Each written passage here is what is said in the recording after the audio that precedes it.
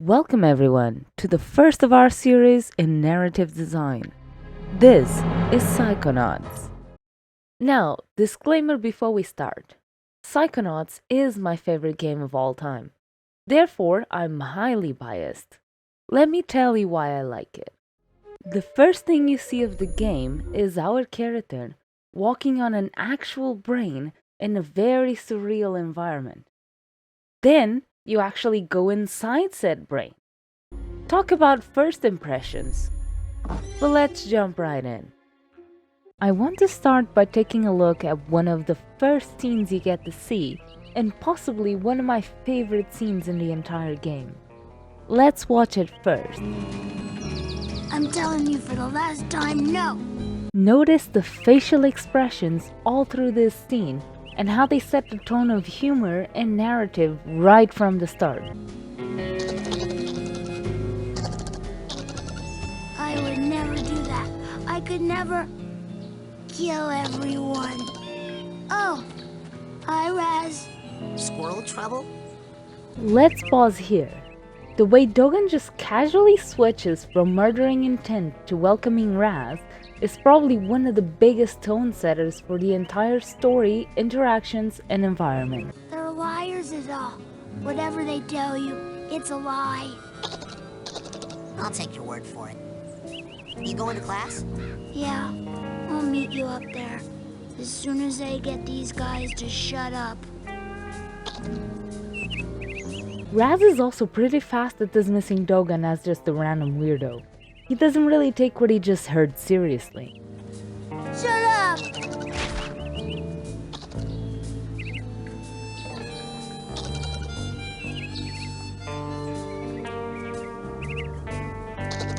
Small detail here.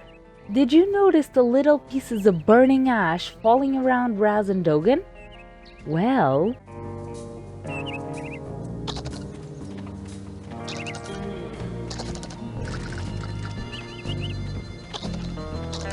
this is a very good introduction to what psychics actually do and what we're up for with this game. The scene, while it doesn't clearly show you how Dogan does it, it does set a very interesting precedent to what you will find as you progress. This next scene is a showcase of tons of other scenes you can find throughout the world of Psychonauts. Let's take a look. So, you're dating Elka now. Does that mean we won't hang out as much? Shoot, I reckon things ain't gonna change one bit.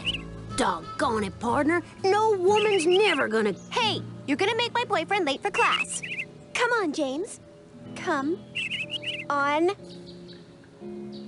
So this scene is very simple.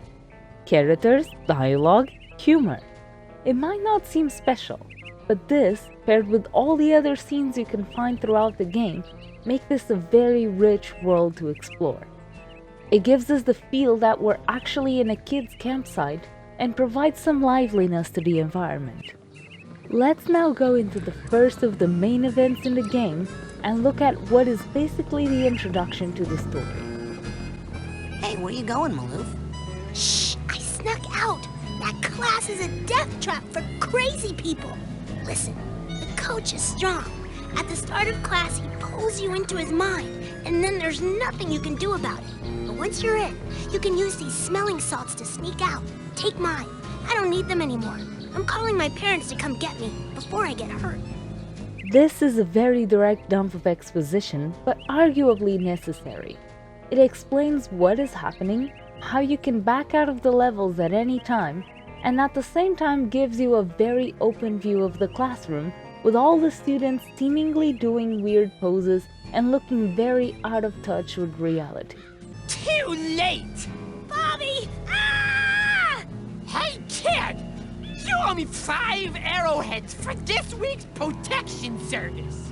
Cough it up, my loser. Or you'll be coughing up bloody tears.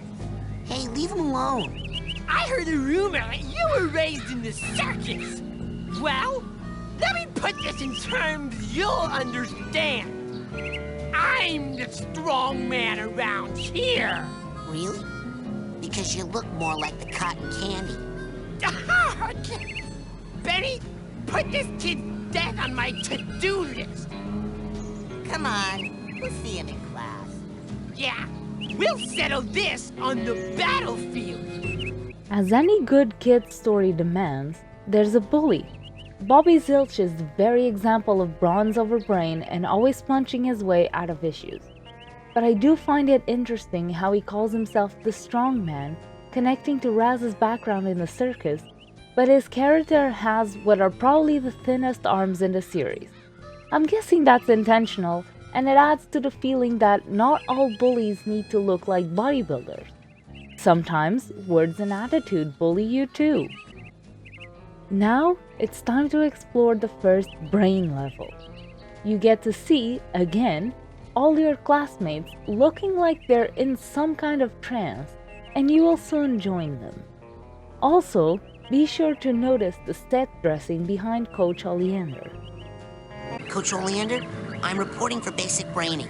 Son, do you realize that to take my course, I will have to pull you into my mind, and you will have to relive every bullet-scarred memory of every battle I have ever faced. It won't be pretty.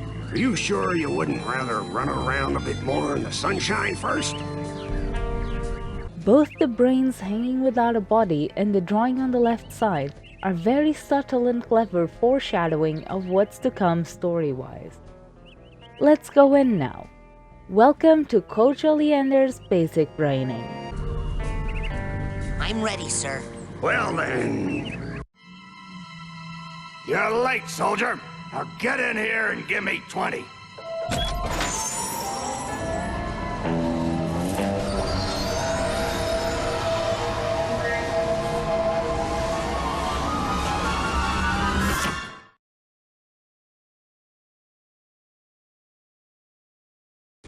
So, this is it.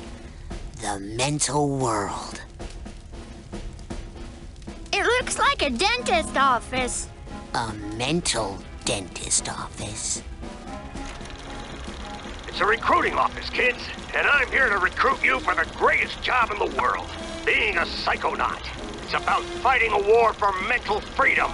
Are you ready to face torture, insanity, and death? Because this is your last chance to chicken out. Oh, me, sir. I'd like to chicken out, please. Too late, soldier.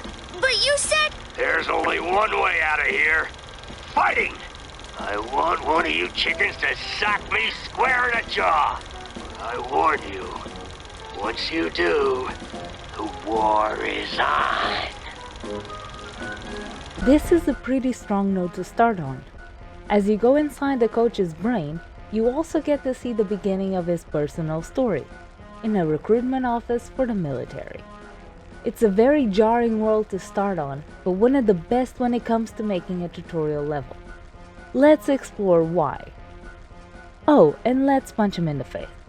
11-year-old me loved this, 25-year-old me still loves it. Let's go! Ah, that's what I'm talking about.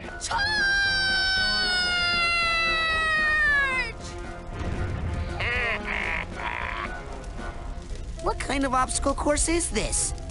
That kid just got killed. A mental obstacle course, you bleeding heart. He's not dead. His astral projection just got kicked out of my mind. And I'll kick your astral projection out of here too if you don't get moving right now. Some more exposition, some ass jokes, a fine mix. But also the subtle way of showing you the look of the environment, what can happen to you if you don't complete the level, and that this is really Coach's brain, which means he controls and watches everything that you go through here.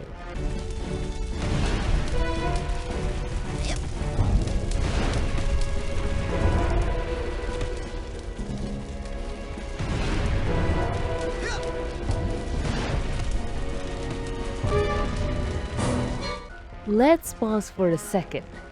Did you notice the complexity of the jumps increasing as we progressed?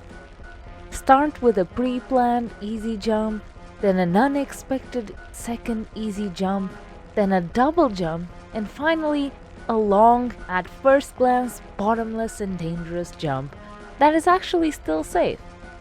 It's a nice little sequence, and even though it's not within the narrative focus of this video, is still a nice touch that you wouldn't initially pay attention to.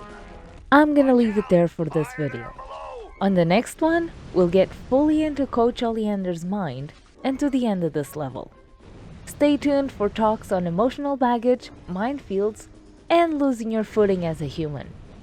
Thank you to the Patreon crew for supporting this video and to you for watching this series on narrative design.